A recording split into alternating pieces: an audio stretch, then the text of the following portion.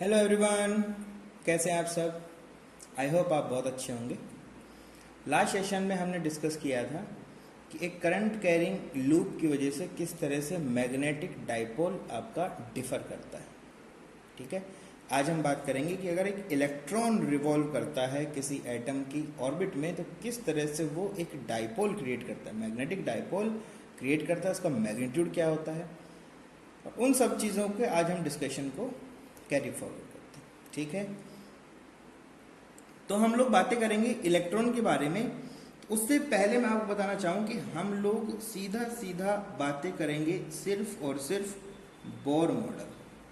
ठीक है, जो भी कंडीशन होगा उसमें बोर मॉडल जो है उसको हम लोग सेटिस्फाई मानेंगे। ठीक है, बोर मॉडल को लेते हुए सारी कैलकुलेशन हम लोग कंडक्ट करेंगे, ये हमारी प्राइमरी कंडीशन। अब देखो होता क्या है कि हमारे पास ये एक कोई न्यूक्लियस है जो कि पॉजिटिवली चार्ज्ड है। ठीक है, और उस न्यूक्लियस का एक छोटा सा ऑर्बिट है, तो ये हमने बोला दिस इज ऑर्बिट। दो ऑर्बिट बनते जा रहे हैं लेकिन आपको एक ही देखना है। ठीक है, जो डॉटेड डॉटेड डॉटेड है ये वाला आपका ऑर्बिट है, थोड़ा सा ऐसा कुछ ऑर्बिट है। अब इसमें क्या होता है, इलेक्ट्रॉन आपका मूव करता है। तो आपने कहा सर इलेक्ट्रॉन कहाँ है, ये मेरा इलेक्ट्रॉन है दोस्त, और ये भाई साहब इधर मूव कर रहे हैं, इधर मूव करते हैं ये इधर। ठीक है, इनका जो खुद का मास है वो इलेक्ट्रॉन का मास और वेलोसिटी। ठीक है, हमने बोला कि इलेक्ट्रॉन का मास जो है वो m है और इनका जो वेलोसिटी है वो कितना है, v है। मूव करते हैं, ये जब इधर से मूव करेंगे तो इसमें करंट बनेगा। जब इलेक्ट्रॉन इसमें मूव करेगा तो क्या बनेगा, इसमें करंट बनेगा। और करंट का डायरेक्शन क्या होता है, अपोजिट टू इलेक्ट्रॉन। अगर इलेक्ट्रॉन इधर मूव करेगा तो करंट का डायरेक्शन इधर होगा। तो आपने कहा सर इस डायरेक्शन में हमारे पास क्या प्रोड्यूस होगा, करंट प्रोड्यूस होगा। क्या प्रोड्यूस होगा, करंट प्रोड्यूस होगा। क्लियर है सब बातें। तो अब आपको पता है कि ये एक क्या बन गया, ये एक करंट कैरिंग लूप बन गया। क्या बन गया, एक करंट कैरिंग लूप। क्यों, इलेक्ट्रॉन इसमें ऐसे ऐसे रिवॉल्व करेगा। अगर ये रिवॉल्व करेगा तो उसकी वजह से करंट इस डायरेक्शन में इस तरह से बनेगा, तो इसमें क्या बनेगा, ये एक लूप बन गया। लूप बन गया तो ये मैग्नेटिक मोमेंट प्रोड्यूस करेगा। ये क्या प्रोड्यूस करेगा, मैग्नेटिक मोमेंट प्रोड्यूस करेगा। तो आपने कहा सर कैसे पता लगाएं, तो आपने कहा सर करंट की डायरेक्शन में फिंगर्स को कर्ल करो तो डाउनवर्ड डायरेक्शन में मैग्नेटिक मोमेंट आ जाएगा। मतलब डाउनवर्ड डायरेक्शन में जाता हुआ मैग्नेटिक मोमेंट आपको देखने को मिलेगा। बात आती है करंट कितना होगा।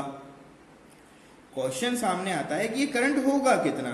तो बेटा एक बात बताओ, करंट होता क्या है। करंट आई को आप रिप्रेजेंट करते हो तो करंट क्या होता है, पढ़ा है ना, थर्ड चैप्टर में हमने पढ़ा है, करंट इलेक्ट्रिसिटी में पढ़ा है। तो करंट क्या होता है, तो आपने कहा sir rate of change of flow of charges. ठीक है, rate of change of flow of charges वो होता है, वो आपका करंट होता है। तो इस तरह से बोलते हो। एक्चुअल में करंट को डिफाइन जब हम लोग करते हैं तो हम एक पर्टिकुलर क्रॉस सेक्शन से पास होने वाले चार्ज को लेते हैं। ठीक है, तो हमने बोला कि चलो यहाँ पर एक छोटा क्रॉस सेक्शन है। ठीक है, और ये एरिया कितना है, ए। क्रॉस सेक्शन एरिया कितना है, ए। इसमें से यूनिट टाइम में कितना इलेक्ट्रॉन पास होता है उसको हम लोग बोलते हैं करंट। समझ रहे हो। तो करंट का जो डेफिनेशन होता है वो होगा क्या, वो पहले समझो। This is amount of charge, amount of charge passing, amount of charge passing through a cross section, through a cross section area in a given time t time में जो आपका करंट पास करता है उसको हम लोग क्या बोलते हैं, करंट बोलते हैं। डिवाइड बाय में क्या होगा, करंट तो ऊपर का एरिया आ गया, डिवाइड बाय में क्या होगा, डिवाइड बाय में हो जाएगा टोटल टाइम टी। तो करंट क्या होगा बेटा, ये हो गया चार्ज डिवाइड बाय टाइम। ठीक है, या फिर इसको आप लोगों ने लिखा भी होगा तो इसको हम बोलते हैं D Q by D T. क्या बोलते हैं इसको हम लोग, D Q by D T बोलते हैं, ऐसे बोलते हैं। तो फिलहाल हमारा एक सेकंड में एक पूरे के पूरे एक टाइम पीरियड में, मतलब एक टाइम पीरियड का मतलब एक चक्कर में कितना इलेक्ट्रॉन इससे पास करेगा। तो आपने कहा सर एक ही तो इलेक्ट्रॉन है तो एक ही पास करेगा। तो टोटल चार्ज कितना हो जाएगा Q डिवाइड बाय T। तो चार्ज कितना होगा इलेक्ट्रॉन और टाइम पीरियड कितना होगा T। टाइम पीरियड कितना होगा कैपिटल T। तो आपने कहा सर कैपिटल T कहाँ से लाएं, बहुत आसान है, सिंपल मैकेनिक्स को यूज करो। हम लोग लेके चल रहे हैं सिंगल इलेक्ट्रॉन सिस्टम, ठीक है, सिंगल इलेक्ट्रॉन सिस्टम है हमारे पास में, और इसी को हम लोग क्या बोलते हैं, इसी को बोलते हैं हम लोग hydrogen like atom. Hydrogen like atom के लिए एनालिसिस चल रहा है। तो आपको पता है कि यूनिट एरिया में या टी एक टाइम पीरियड में कितना इलेक्ट्रॉन पास करेगा, टी पास करेगा। तो आपने कहा सर टाइम जो होता है वो क्या होता है, मैंने आपको बताया हुआ ये हमेशा क्या होता है, that is nothing but distance divide by velocity. ये तो होता है, ये होता है। तो आपने कहा सर टाइम पीरियड डिस्टेंस कितना ट्रेवल करेगा यहां से यहां तक वापस, तो आपने कहा सर ये तो 2πr होगा। डिवाइड बाय में वेलोसिटी कितना होगा उसका, आपने कहा सर वो तो v होगा, ठीक है। तो टाइम पीरियड हमारे पास आ गया 2πr v, पुट कर दो। तो I इज इक्वल टू कितना हो जाएगा E divide bye 2πr divide by v। तो आपके पास में I का वैल्यू कितना हो जाएगा, ये हो जाएगा EV डिवाइड बाय 2πr, कितना हो जाएगा EV डिवाइड बाय 2πr। ये वेलोसिटी है, ये ध्यान रखना है ना, क्या है ये आपका वेलोसिटी, कहीं इसको आप फ्रीक्वेंसी समझ बैठो, ऐसा नहीं, वेलोसिटी। अब आपने कहा सर ठीक है ये तो ठीक है, तो मोमेंट किस डायरेक्शन में होगा, तो आपको पता है डाउनवर्ड जाएगा मोमेंट, तो मोमेंट तो क्या जाएगा आपका डाउनवर्ड जाएगा, ठीक है। तो आपने कहा सर जो मैग्नेटिक मोमेंट होता है वो होता है I multiply by A vector. क्या होता है, I multiply by A vector होता है। तो आपने कहा सर I कहां से लाओगे, ये रहा, ए कहां से लाओगे, इनका एरिया लेना है। तो आपने कहा सर m वेक्टर मैं अगर फाइंड आउट करता हूं तो ये हो गया EV divide by 2πr multiply by area कितना हो जाएगा πr²। पाई से पाई खत्म, आर से आर खत्म, मैग्नेटिक मोमेंट आपके पास में आ गया, मैग्नेटिक मोमेंट का वैल्यू आ गया आपके पास में EVr डिवाइड बाय पाई खत्म हो चुका 2 divide by 2। This is your magnetic moment of A electron. Direction किस तरफ है, तो आपने कहा sir curl your finger in direction of current. अब ई में मत कर देना, ई में तो ऊपर दिखेगा, करंट की डायरेक्शन करते हैं, करंट किधर है डाउनवर्ड, कैसा हो जाएगा डाउनवर्ड, तो बोला क्रॉस, कितना हो गया डाउनवर्ड जाता हुआ हमारे पास में ये देखने को मिलेगा। क्लियर सब बात है, तो ये तो बिल्कुल बेसिक सी बातें हो गई। तो आपने कहा सर यहां पर m मास है, r डिस्टेंस पे है, भाई ये जो डिस्टेंस आपने देखा अभी, ये जो आपने डिस्टेंस माना यहां से यहां तक का जो डिस्टेंस है इसी को तो आपने कैपिटल R बोला है, और ये m मास है इसका, v वेलोसिटी है। तो अगर एक पार्टिकल इस तरह से सर्कुलर लूप में जाएगा तो उसमें तो एक एंगुलर मोमेंटम भी बनेगा, उसमें तो क्या बनेगा एक एंगुलर मोमेंटम बनेगा। तो आपने लिखा इस बात को, if a particle of mass m revolve around a point in a circular path, then there will be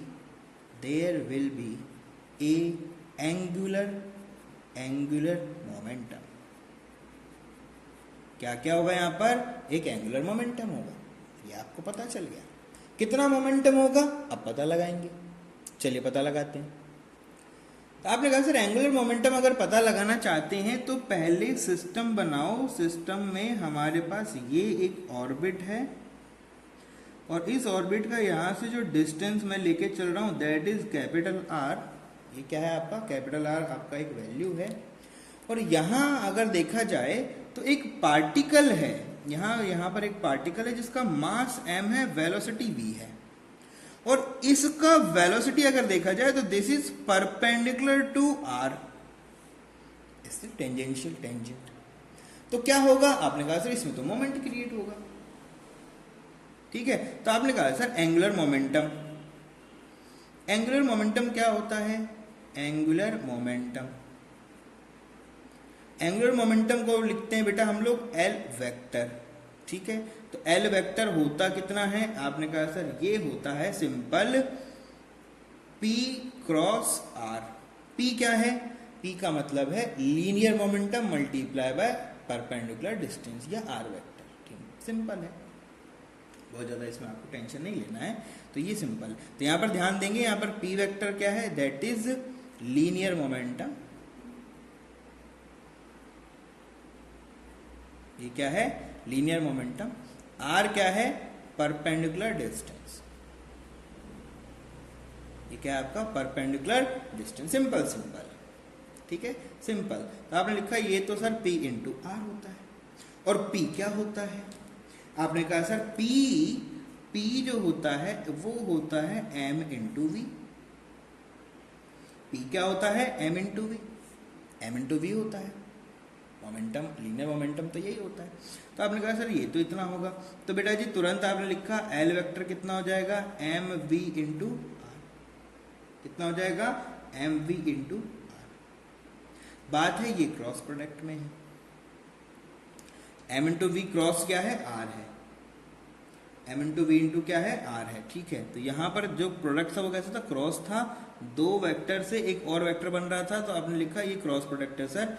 तो मैं एक बार ठीक से लिख देता हूँ इसको, this is nothing but M V cross R, ठीक है। तो ये दोनों भी वेक्टर हैं, ये भी वेक्टर है, ठीक है। कैसे पता लगा, पी से पता लगा। तो आपने कहा sir L vector is equal to M cross R है, तो लिखें तो कैसे लिखें, M V R multiply by sine of theta multiply by N cap, multiply क्या लिखना पड़ेगा एन कैप। एन कैप क्या है सर, ये डायरेक्शन है, ये क्या है डायरेक्शन है। तो एन कैप पे अगर बात करोगे तो आप ध्यान रखेंगे कि L vector is perpendicular to V vector and L vector is perpendicular to R vector also, इन दोनों के परपेंडिकुलर होगा ये। डायरेक्शन कैसे लाएंगे, कहां से लाएंगे, V से R की तरफ मूव करो, V से R की तरफ मूव करो, या R से P की तरफ, P से R है ना, तो P से R ऐसे जाओ और आपको डायरेक्शन मिलेगा, क्या मिलेगा आपको डायरेक्शन मिलेगा, ठीक है। तो आप अगर सिस्टम में देखते हो तो अगर ये आपका R है, यहाँ वेलोसिटी है, तो यहाँ मोमेंटम कितना होगा, वो mv होगा। इसी को आप लोग क्या बोलते हैं, इसी को आप लोग बोलते हैं P वेक्टर। तो P क्रॉस R है, तो P से R की तरफ आओ, P से R की तरफ आओगे तो थंब जो डायरेक्ट करेगा वही डायरेक्शन होगा, तो अपवर्ड होगा ये, ठीक है। तो अगर आप यहां लिखना चाहते हैं L, तो ये लिख सकते हो M V R multiply by sine theta dot, dot क्यों लिख रहे हो, अपवर्ड है सर, कितना हो जाएगा अपवर्ड है सर, ऊपर आता हुआ है। कैसे पता लगा, आपने कहा सर P से R मूव कराओ, फिंगर्स को P से R मूव कराओ, थंब देखो, थंब अपर है तो अपवर्ड देख लो, ठीक है। तो आपके पास में L वेक्टर आ गया। अभी अभी आपने M वेक्टर काउंट किया था, तो M वेक्टर भी लिख देते हैं, M वेक्टर अभी अभी काउंट किया था, कितना था M वेक्टर का वैल्यू, आपने कहा सर वो आया था EV into R divide by 2। Direction कैसा था इसका, ये भाई साहब क्रॉस थे, ये डाउनवर्ड थे, ये अपवर्ड है, वो डाउनवर्ड थे अपवर्ड है। तो आपने कहा सर कंपैरिजन कैसे करें, रेशो निकाल लो। कंपैरिजन का मतलब क्या है, रेशो निकालना, ठीक है। क्या करना है आपको, रेशो निकालना। तो आपने कहा सर निकाल लेते हैं। क्वेश्चन बोलता है m vector divide by l vector, mod लगा रहे हैं, हमें मैग्नीट्यूड चाहिए, तो मॉड का मतलब क्या होता है मैग्नीट्यूड, तो मॉड मैग्नीट्यूड का मतलब क्या होगा m बाय l, m का वैल्यू ये रहा, l का वैल्यू ये रहा, दोनों को रख दो, डायरेक्शन इसका क्रॉस है, इनका डॉट है, तो डॉट क्रॉस होता नहीं, अपोजिट है वो तो बाद में वेक्टर होता तो पता लगाते, ठीक है। तो कैसे पता लगाएंगे वो भी होगा। तो आपने m बाय l रखना है, तो देखो जरा क्या क्या होगा, वो आपने कहा सर ऊपर हो जाएगा M V R by 2 divide by में आ जाएगा M V R into sine of theta, चाहिए रेडियस r है यहाँ पर, है ना, तो ये कैपिटल R होगा बस, ठीक है। यहाँ पर R वेक्टर लिखो और यहाँ पर इसको R में ऐसे कन्वर्ट कर दो, क्यों कर दो, क्योंकि सर यहाँ पर हम R का वैल्यू कैपिटल R लेके चल रहे हैं, ठीक है। तो ये आपका कैपिटल R हो जाएगा, बस इतना सा चेंज, इतना होगा। तो आपने कहा सर सॉल्व भी कर लेते हैं, आर से आर का खेल खत्म हो जाएगा, वी से वी का खेल खत्म हो जाएगा। ठीक है, थीटा का वैल्यू यहां पर देखो जरा, ये तो दोनों के परपेंडिकुलर है ना भाई, ऊपर ही आएगा। थीटा का वैल्यू तो 90 डिग्री रहेगा। ठीक है, थीटा का वैल्यू तो 90 डिग्री रहेगा। तो आपको दिख रहा है ना कि ये वी के और वी और आर के परपेंडिकुलर, तो आर और वी दोनों परपेंडिकुलर हैं, तो थीटा का वैल्यू इनसे परपेंडिकुलर आएगा तो 90 डिग्री होगा। तो वी का वैल्यू पुट कर दिया। तो आपने कहा सर पहले लिख देते हैं क्या क्या है। हमारे पास बच रहा है ई डिवाइड बाय 2m और साथ में कौन है, साइन ऑफ थीटा। और थीटा यहाँ पर अगर देखा जाए तो थीटा किसका एंगल है, theta is angle between v and r। ठीक है, यहाँ पर आप लिख दो कि theta is angle between v and r। ठीक है, तो मैं लिख देता हूं यहाँ पर theta angle between v vector and r vector, उन दोनों के बीच का एंगल है। तो यहाँ देख लो वो 90 डिग्री है, तो 90 पुट कर दो। वैल्यू कितना हो जाएगा, ये वैल्यू जाएगा e डिवाइड बाय 2m। तो अगर आपसे कोई मैग्नीट्यूड पूछता है कि L बाय m का मैग्नीट्यूड क्या होगा, तो आप बताओगे this is e by 2m। कितना हो जाएगा, e बाय 2m। डायरेक्शन पूछता है तो क्या करें, डायरेक्शन ये बताते हैं आपको, डायरेक्शन मैग्नीट्यूड हटा के रख दो, डायरेक्शन में मैग्नीट्यूड को क्या कर दो, हटा के रख दो। कैसे करें, तो आपने कहा सर हम लिखेंगे m vector divide by l vector, और ऐसी कंडीशन में हम देखेंगे तो ये हो जाएगा E V R by 2। Direction कैसा है इनका, क्रॉस, डिवाइड बाय ये आ जाएंगे M V R, sine theta का वैल्यू 90 पुट करते हुए चल रहा हूँ, ये आ जाएंगे डॉट, क्रॉस डॉट अपोजिट होते हैं, तो अपोजिट से क्या होगा, माइनस साइन आ जाएगा। तो आपसे कोई पूछता है कि डायरेक्शन क्या होगा, तो आप लिखेंगे m by L vector is equal to minus of e divide by 2m। This is with direction, this is without direction. ये तो क्या हुआ आपका विद डायरेक्शन, ये क्या हो गया आपका विदाउट डायरेक्शन। ये मैग्नीट्यूड है, ये डायरेक्शन के साथ में है। ठीक है, यहां ध्यान देने वाली वो जो बात है वो ये है कि m vector and l vector are opposite, ठीक है, आर अपोजिट। ये क्रॉस है, ये डॉट, ये अंदर जा रहे थे, ये बाहर आ रहे थे, तो अपोजिट है। ठीक है, तो direction magnitude e by 2m, direction एक दूसरे के अपोजिट, माइनस साइन, क्या आ गया, माइनस साइन। चलो अब बोर मॉडल से इसकी कंपैरिजन करते हैं क्या होता है। तो पहले लिखते हैं बोर मॉडल क्या होता है। पता है आपको बोर मॉडल क्या होता है, the orbital angular momentum of an electron is an integer multiple of h by 2 pi, यही होता है। तो इससे कंपैरिजन करते हैं। ठीक है, देखते हैं क्या बनता है। चलो बोर मॉडल का एनालिसिस करते हैं। तो आपने कहा सर पहले बोर मॉडल क्या होता है वो लिखते हैं। बोर मॉडल BOHRE होता है, वो थोड़ा सा कोई बात नहीं लिख देना आप, है ना। बोर मॉडल गंदा नहीं करना चाहता मैं। बोर मॉडल होता क्या है पहले वो लिखो। तो आपने कहा सर बोर मॉडल होता है the orbital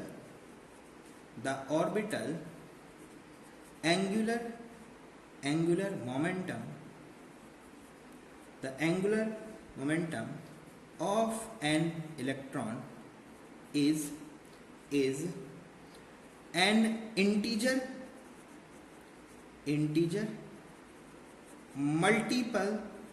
multiple of h divide by 2 पाई, ये बोलना चाहते हैं। एंगुलर मोमेंटम होता है L, ये क्या हो जाएगा, integer multiple of h n divide by 2 पाई। यहाँ n क्या है, n को लिखते हैं इंटीजर मल्टीपल, n का मतलब यहाँ क्या है, this is nothing but integer number होता है। ये क्या होता है सर इंटीजर नंबर, देखिए जरा, n का वैल्यू आपका होगा 1 2 3 4 और इसी तरह से बढ़ता जाएगा। एक्चुअल में जब बोर मॉडल की आप बात करते हो तो ये जो 1 2 3 4 आप रिप्रेजेंट करते हो, ये क्या होते हैं, ये होते हैं K L M और N, शेल्स होती हैं। ये क्या होती हैं, ये शेल्स होती हैं। K shell, L shell, M shell, N shell, ऐसे शेल्स नंबर होता है। ठीक है, तो N का वैल्यू मतलब अगर आपसे कोई पूछता है बताओ मोमेंटम थर्ड शेल का क्या होगा, मतलब M शेल का क्या होगा, तो थर्ड सेल यहाँ 3 पुट कर दो, आंसर आ जाएगा। 3 पुट कर दो, आंसर आ जाएगा, कोई प्रॉब्लम नहीं है इसमें। ठीक है, तो आपने कहा सर ये बिल्कुल सही है। अभी अभी हमने पता लगाया था कि m डिवाइड बाय l का जो वैल्यू होता है वो होता है e डिवाइड बाय 2m, और l इतना होता है, बोर मॉडल के हिसाब से तो l इतना होता है। तो आपने कहा सर m का वैल्यू हो जाएगा e divide by 2m multiply by nh divide by 2 जैसे आपने ये रखा आपके पास आ गया m मैग्नीट्यूड है सब, is equals to N E H upon 4 pi M. कितना आ गया? N E H upon 4 pi M. और ये फॉर्मूला आपसे प्रूफ करने के लिए बहुत बार पूछा जाता है कि प्रूफ करो कि मैग्नीट्यूड ऑफ इलेक्ट्रिक या इलेक्ट्रॉन मोमेंटम, ठीक है, magnetic moment of electron is this. Proof करें आप, इसको प्रूफ करने के लिए आपसे पूछा जाता है। ठीक है, यहां ध्यान रखना कि एल एम एन क्या है, आपके शेल है, आपके क्या होते हैं, शेल होते हैं। अब एन का वैल्यू, अगर हमसे बात करें कोई एन का वैल्यू मिनिमम कितना होगा, तो आपका ऐसा एन का वैल्यू मिनिमम रख दो, ये हो जाएगा। तो एन का वैल्यू 1 रखा तो कितना हो जाएगा, E H divide by 4 pi M. कितना हो गया, E H divide by 4 pi M.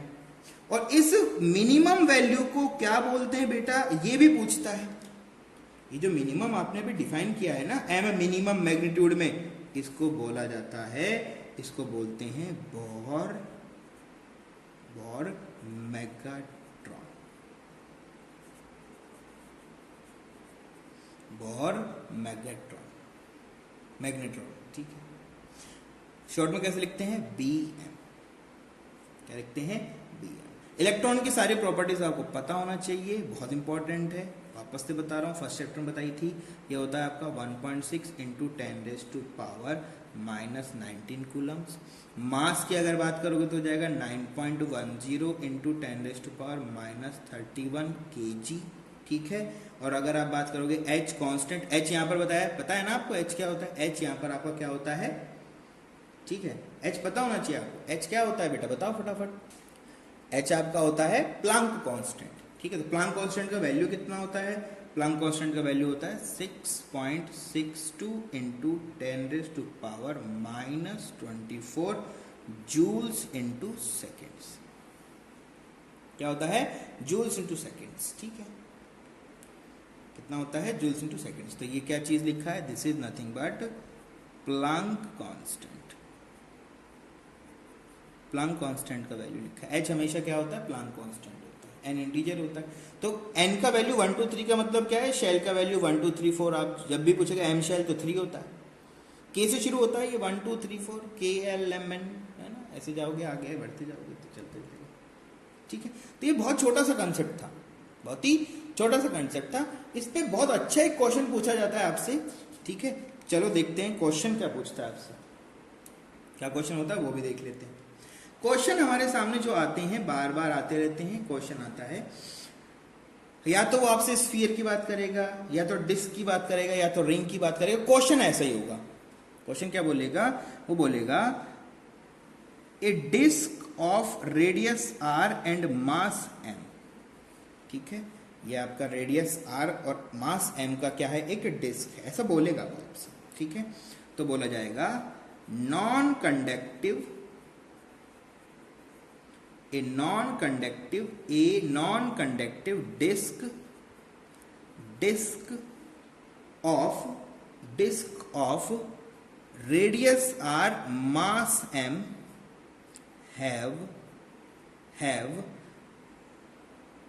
have uniform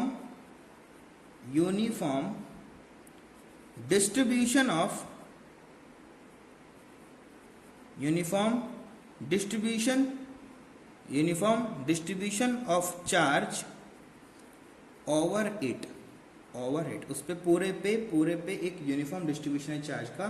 calculate m by l इनका एम और एल का क्या रेशियो होगा वो आपको कैलकुलेट करना है। ठीक है, डिस्क दिया हुआ है, डिस्क का जो और वैल्यूज है वो हम बना लेते हैं। इस पे जो चार्ज बताया गया है वो क्या है, बोला गया कि इस पे एक यूनिफॉर्म चार्ज है, तो पॉजिटिव ले लो आप, कोई प्रॉब्लम इसमें नहीं है।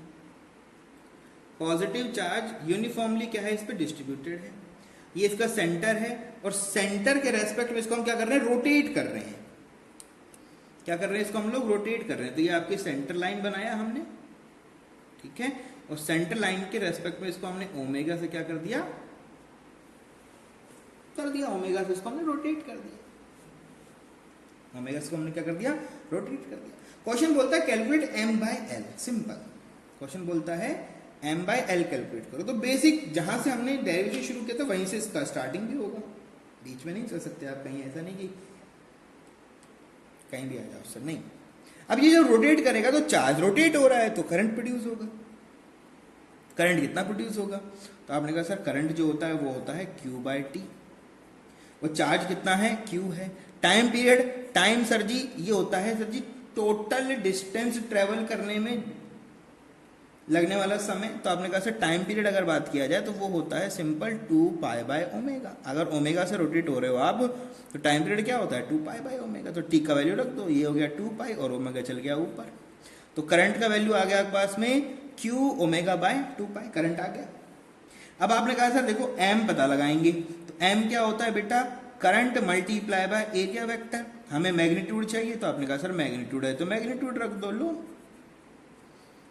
तो कितना होगा, आपने कहा सर करंट हो गया Q ओमेगा अपॉन 2 पाई, और एरिया कितना हो जाएगा पाई आर स्क्वायर।